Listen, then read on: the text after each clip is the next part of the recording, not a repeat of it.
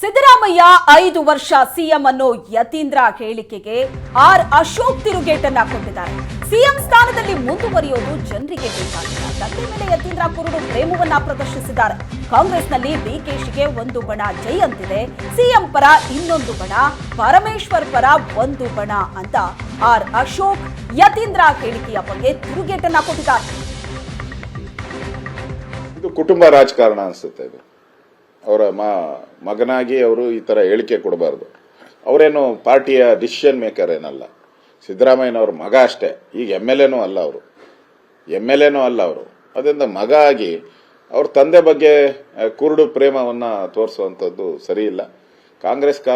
ಕಾಂಗ್ರೆಸ್ ಪಾರ್ಟಿಯಲ್ಲಿ ಎಲ್ಲವೂ ಸರಿ ಇಲ್ಲ, ಗೊಂದಲ ಇದೆ ಅನ್ನೋದು ಇದರಿಂದ ಸ್ಪಷ್ಟ ಆಗ್ತಾ ಇದೆ. DKಗೆ ಜೆ ಅನ್ನೋ ಒಂದು ಗ್ಯಾಂಗು, ಸಿದ್ದರಾಮಯ್ಯ ಜೆ ಅನ್ನೋ ಒಂದು ಗ್ಯಾಂಗು, ಪರಮೇಶ್ವರ್ ಜೆ ಅನ್ನೋ ಗ್ಯಾಂಗು, ಸತೀಶ್ ಜಾರಕಿಹೊಳಿ ಅವರಿಗೆ ಜೆ ಅನ್ನೋ ಗ್ಯಾಂಗ್ಗಳು ಜಾಸ್ತಿ ಆಗ್ತಾ ಇದೆ. ಕಾಂಗ್ರೆಸ್ ಅಲ್ಲಿ ಗ್ಯಾಂಗ್ಗಳ ಒಡೆದಾಟ ಬಯಲಿಗೆ ಬರ್ತಾ ಇದೆ. ಡಿಕೆ ಶಿವಕುಮಾರ್ ನೋಡಿದ್ರೆ ಅಯ್ಯೋ ಪಾಪ ಅನ್ಸುತ್ತೆ. ಎಲೆಕ್ಷನ್ ಬಂಡವಾಳ ಹಾಕಿದ್ರು, ಸಿಎಂ ಆಸೆ ಕೂಡ ಇತ್ತು.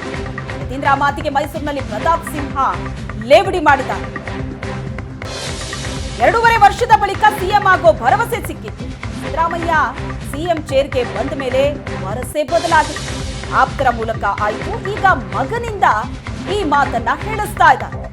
ಮಗನ ಹೆಗಲ ಮೇಲೆ ಬಂದೂಕಿಟ್ಟು ಗುಂಡು ಹೊಡಿತಾ ಇದ್ದಾರೆ ಅಂತ ಪ್ರತಾಪ್ ಸಿಂಹ ಲೇವಡಿ ಮಾಡಿದ್ದಾರೆ.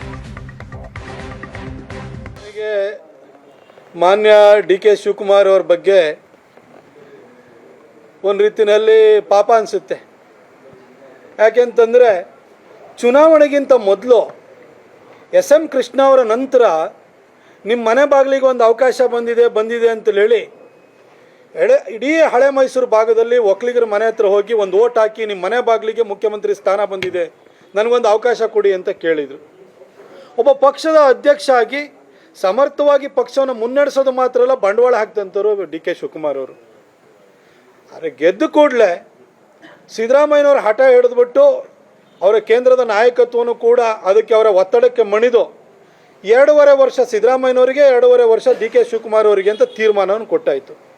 ಆದರೆ ಆ ಚೇರಿಗೆ ಕೂತ್ಕೊಂಡಿದ್ದ ದಿನದಿಂದಲೇ ಸಿದ್ದರಾಮಯ್ಯನವರು 5 ವರ್ಷ ಬಿಟ್ಕೊಡಲ್ಲ ಅನ್ನೋದನ್ನು ಅಲ್ಲಿ MB ಪಾಟೀಲ್ ಅವ್ರ ಮುಖಾಂತರವಾಗಿ ಈ ಹೇಳಿಕೆ ಕೊಡ್ಸೋಕೆ ಶುರು ಮಾಡಿರು.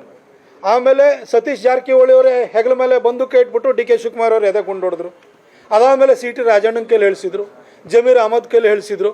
ಹೀಗೆ ಸಾಲಾಗಿ DK ಅವ್ರಿಗೆ ಬಿಟ್ಕೊಡಲ್ಲ ಅಂತ ಹೇಳಿಸ್ತಾ ಇದ್ರು.